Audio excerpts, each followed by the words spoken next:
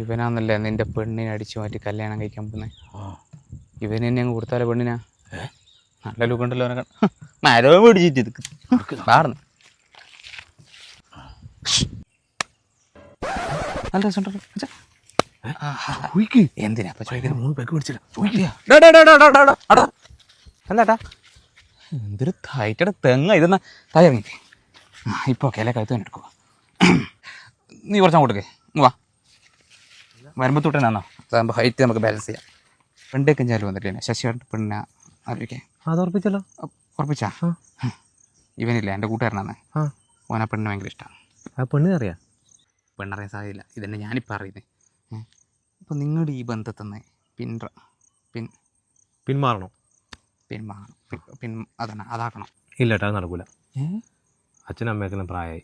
പിന്നെ ഞാൻ കഷ്ടപ്പെട്ട് പഠിച്ചിട്ടാണ് PSC കിട്ടിയപ്പോൾ ബെപ്കോയിൽ ജോലി കിട്ടി. ഓ, ഫർണിച്ചറിൻ്റെ അല്ലോ അത് ബെപ്കോ. ഇത് ബെപ്കോ, നമ്മുടെ ബിവറേജ് കോർപ്പറേഷൻ. വിവറാജാ ഇവിടെ കയറി ഇന്നിട്ടായിരുന്നു.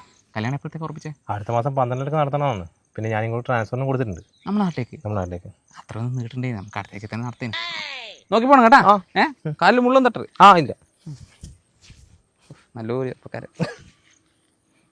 ഇനിയത്തിന് അങ്ങോട്ട് പോകുന്നു. ഇവരെവിടെ പോകുന്നു? ഇനി അടിക്കാനേട്ടാ. ഇനി അങ്ങോട്ട് അടി മാത്രമേ ഉള്ളൂ.